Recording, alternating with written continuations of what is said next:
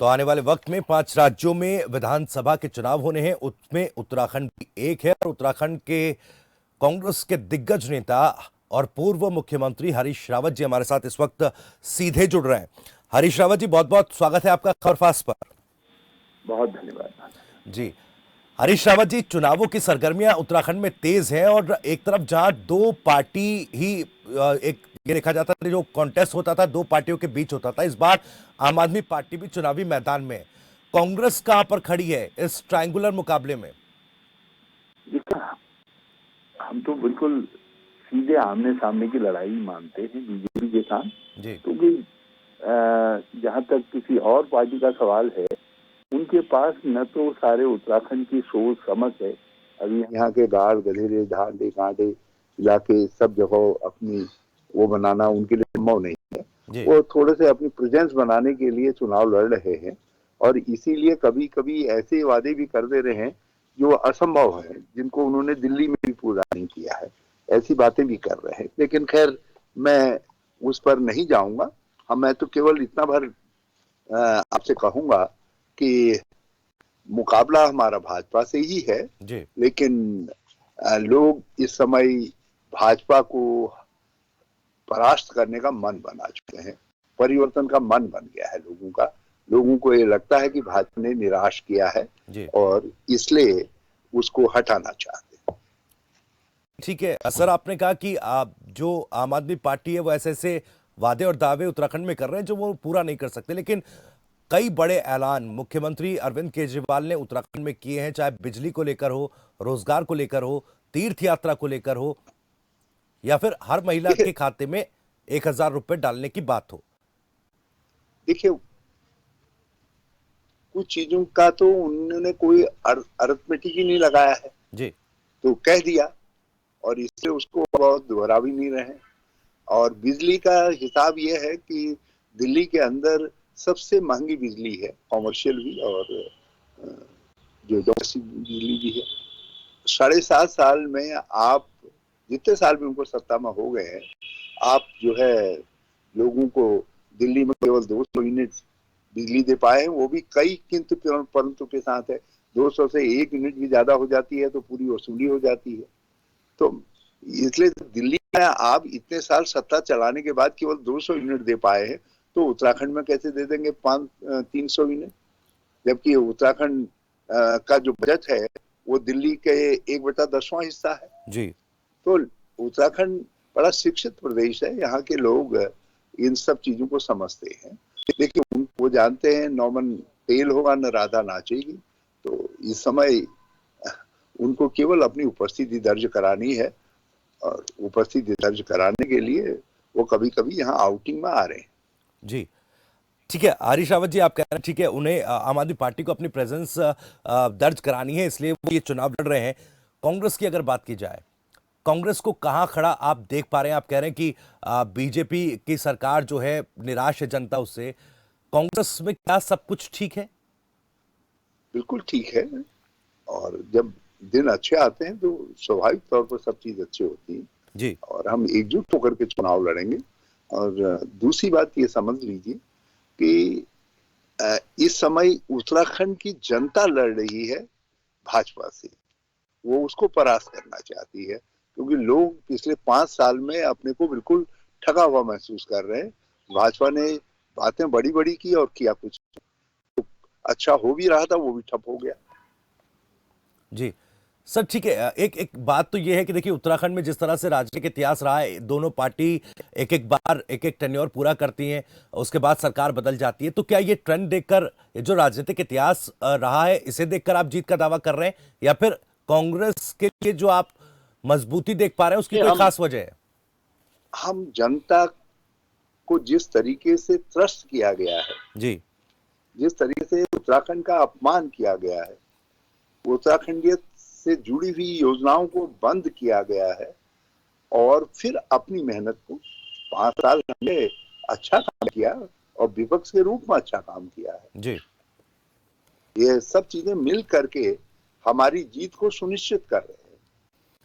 ठीक है। पिछले दिनों सर आपका एक ट्वीट भी आया था पंजाब के पूर्व मुख्यमंत्री कैप्टन अमरिंदर ने भी उस पर रिट्वीट किया, कुछ लिखा था, तो लगा कि कहीं ना कहीं अंदर खाने कुछ गड़बड़ चल रही है।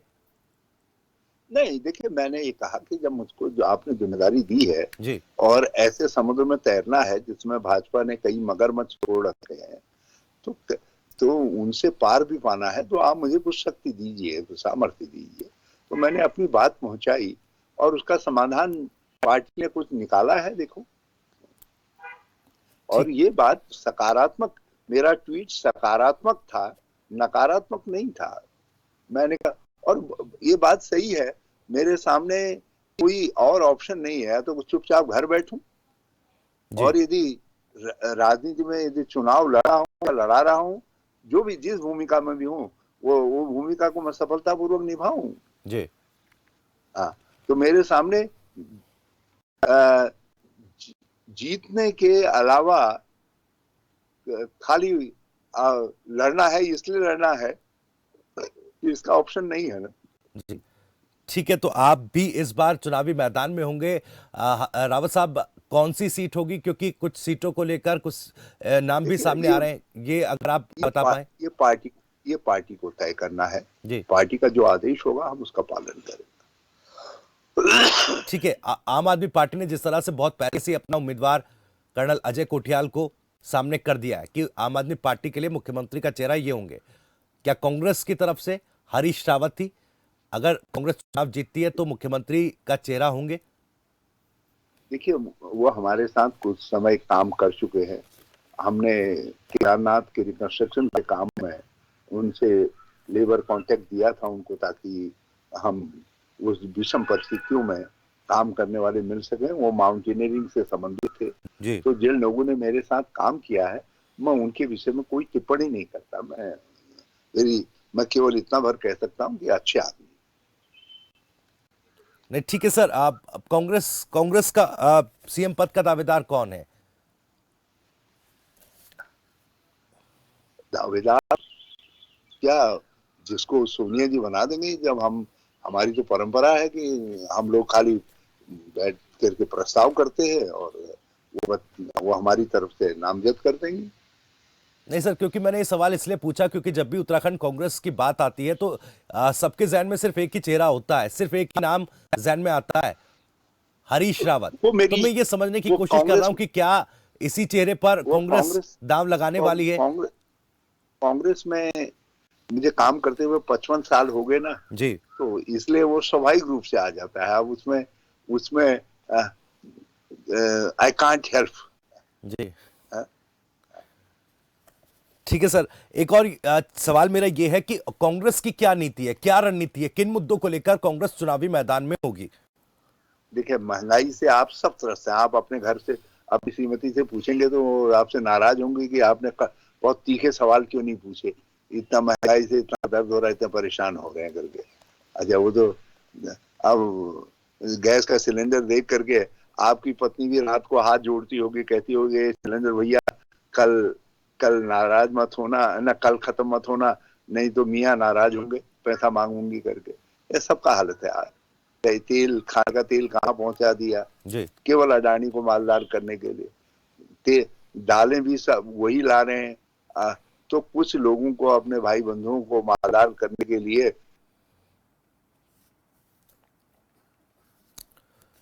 लगता है संपर्क हमारा टूट गया। दोबारा हम हरीश रावत जी से जुड़ेंगे, उनसे और भी सवाल करेंगे।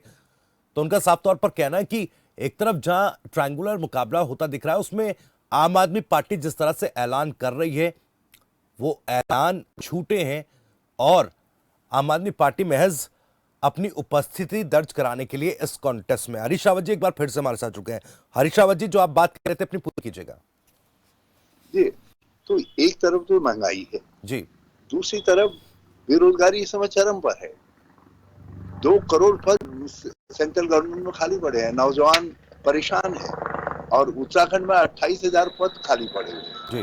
बल्कि 9,000 यदि जो इन्होंने मृत घोषित कर दिए हैं, उन पदों को भी जोड़ दें तो ये 37,000 की संख्या। तो 37,000 नौजवानों का हक मार करके तो उत्तराखंड की सरकार बैठी हुई है। अच्छा, ये है भ्रष्टाचार, शिष्टाचार बन गया है। खनन में सारी नदी नाले सब उगेड़ डाले हैं। कोरोना में किस तरीके से लोगों को मरने के लिए छोड़ दिया, आज भी लोगों की स्मृति में ताजा है। जिन्होंने अपने प्रियजन खोए हैं ऑक्सीजन के बिना और दूसरी चीजों में, वो कैसे माफ कर देंगे इनको? तो ये है सवाल। और विकास बिल्कुल ठप पड़ा हुआ है, डबल इंजन खाली घर घर घर घर करके बदबू छोड़ा, प्रदूषण पैदा कर रहा है और कुछ नहीं।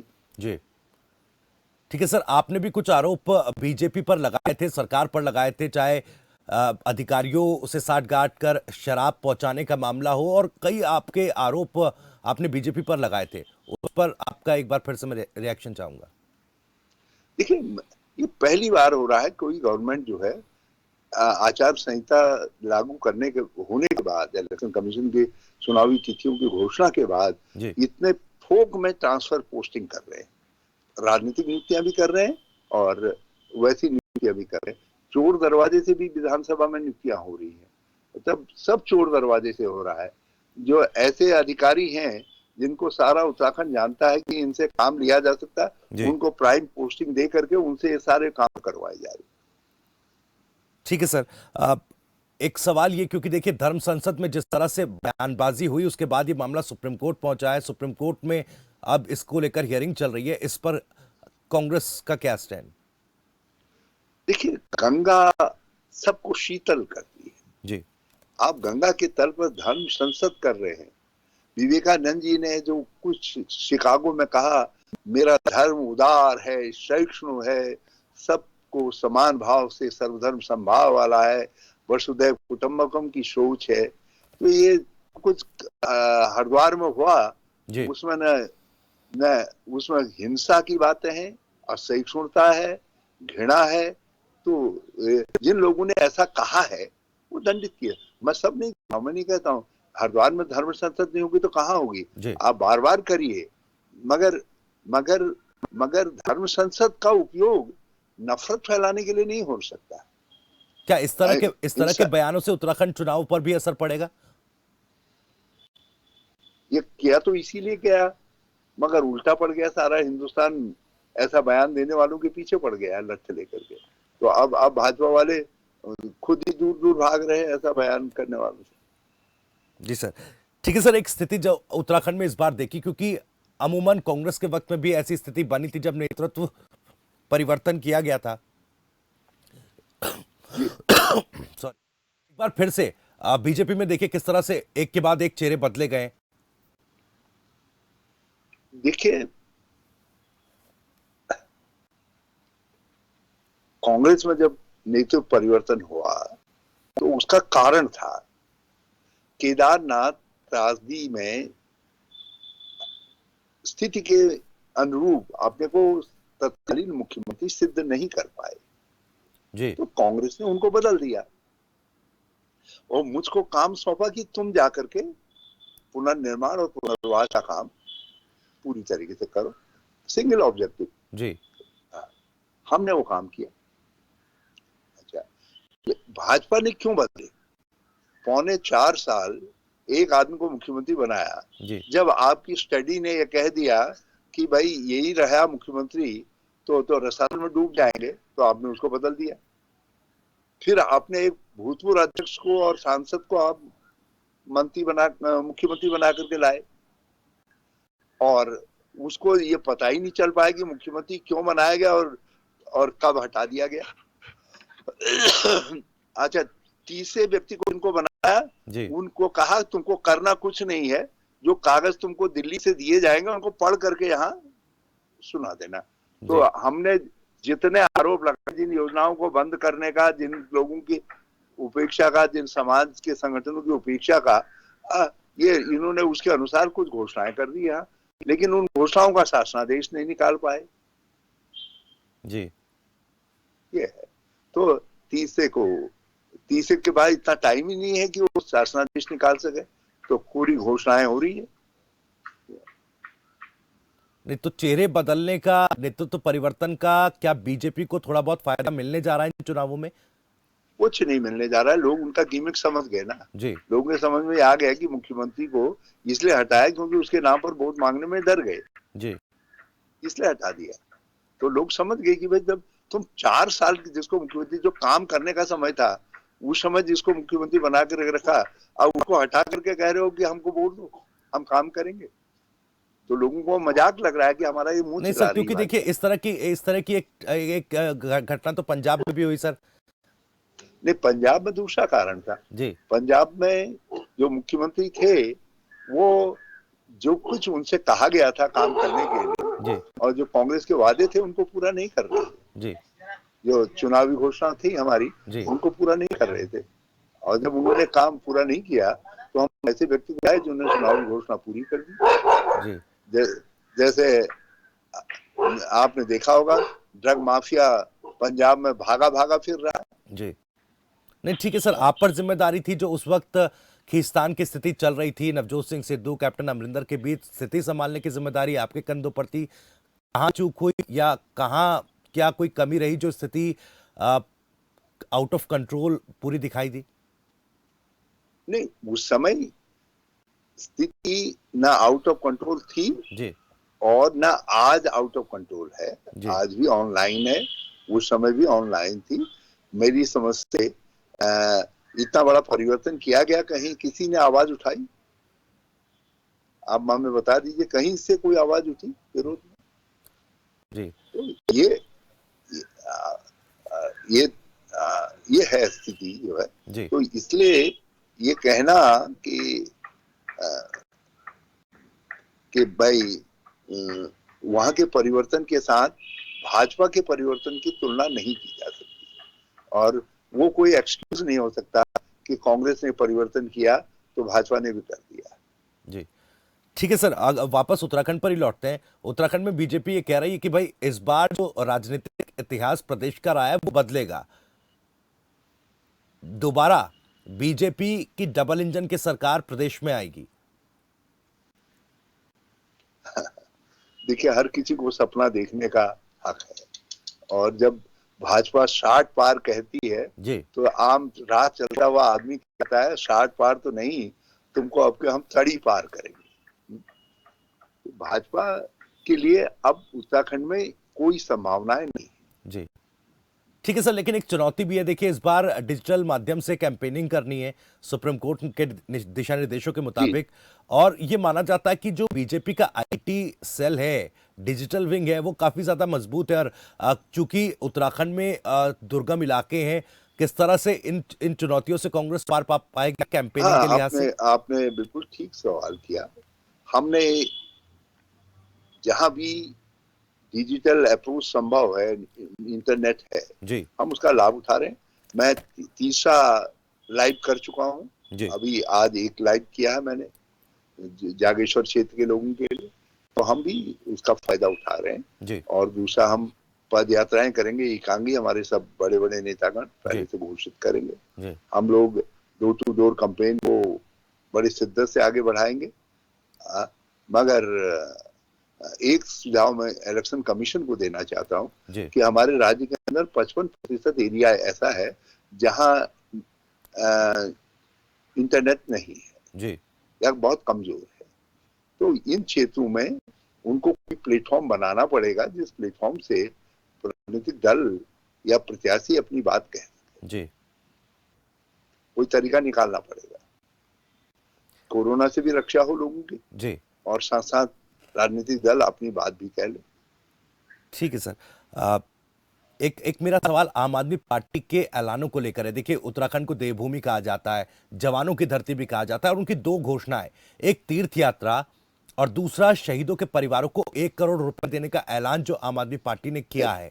क्या ये दोनों घोषणाएं उत्तराखंड की सियासत में क्या गेम चेंजर साबित नहीं हो सकती? तीर्थ यात्रा और शहीदों के परिवार वाला, ये दोनों चीज मैं अमल में ला चुका हूँ अपनी सरकार के वक्त में। जी हमारे समय में मेरे बुजुर्ग मेरे तीर्थ, ये पूरा एक कार्यक्रम था। और इसको कुमाऊं मंडल विकास निगम और गढ़वाल मंडल विकास निगम संचालित करते थे। जी। नहीं, अरविंद केजरीवाल तो सैकड़ों कह रहे हैं सर कि सैकड़ों उत्तराखंड को सैकड़ों आध्यात्मिक राजधानी हम बनाएंगे। सैकड़ों सैकड़ों बुजुर्गों ने उस योजना का लाभ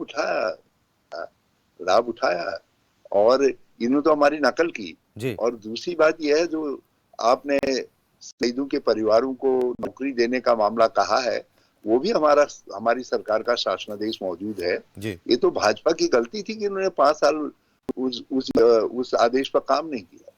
तो हमने आप वालों के लिए कुछ छोड़ा नहीं है। जी उनका उनका होमवर्क इस मामले में कमजोर है। ठीक है सर, आप कह रहे हैं कि चलिए इस बार कांग्रेस सत्ता में आएगी, कांग्रेस टॉप पर रहेगी, नंबर 2 और नंबर 3 पर कौन होगा सर? कि भाजपा से ही हमारी टक्कर रहेगी। जी और ऐसा नहीं है, भाजपा एक बड़ा वृक्ष है, जी ये गिरेगा जरूर इस बार, जी लेकिन गिरते गिरते एकदम ऐसा थोड़ी ये चौपट हो जाएगा। जी ठीक है सर, आपकी तबीयत भी मुझे थोड़ी नासाज लग रही है। जाते जाते एक नहीं आखिरी नहीं, सवाल। तबियत मेरी ठीक है, जरा सा गले जी में खराश है बस, और कुछ जी नहीं। जी जी बस एक सवाल मैं आपसे ये करना चाहूंगा, कितनी सीटों पर कितनी सीटें कांग्रेस इस बार जीत पाएगी, क्या आपका दावा? कांग्रेस स्पष्ट बहुमत लाएगी। हम तो मतदाता से प्रार्थना कर रहे हैं, भगवान हमको इतनी सीटें दे देना जी कि हम आराम से मजबूती से सरकार चला सकें और आपकी सेवा कर सकें। चलिए, बहुत बहुत शुक्रिया हरीश रावत जी, खबरफास्ट के साथ जुड़ने के लिए, हमें समय देने के लिए और तमाम सवालों का विभागी से जवाब देने के लिए। और उम्मीद करेंगे कि आपका स्वास्थ्य भी बेहतर बना रहे, जल्द आपकी जो भी फिलहाल सर्दी खांसी जुकाम है उससे आपको निजात मिले। तो ये थे हरीश रावत जी, उत्तराखंड कांग्रेस के दिग्गज नेता और पूर्व